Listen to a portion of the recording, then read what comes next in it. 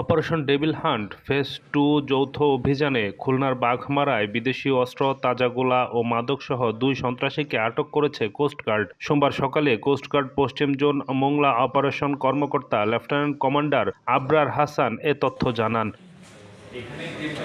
Coast guard জানায়, গোপন সংবাদের ভিত্তিতে রোববার সকাল 7টায় কোস্টগার্ড, নৌবাহিনী ও পুলিশের সমন্বয়ে খুলনার বাঘমারার চেয়ারম্যান বাড়ি সংলগ্ন এলাকায় একটি যৌথ অভিযান পরিচালনা করা হয়। অভিযান চলাকালীন ওই এলাকা থেকে সন্ত্রাসী কার্যক্রমে জড়িত শাকিল আহমেদ এবং তারিকুল ইসলাম তৌহিদকে আটক করা হয়। তাদের কাছ থেকে একটি বিদেশি রিভলভার, একটি বিদেশি 7.65 মিলিমিটার পিস্তল, 7 রাউন্ড তাজা গোলা ও একটি ম্যাগাজিন সহ 350 গ্রাম গাঁজা জব্দ করা হয়।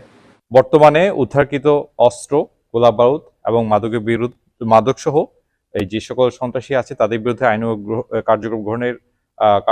কার্যক্রম গ্রহণ করা হয়েছে।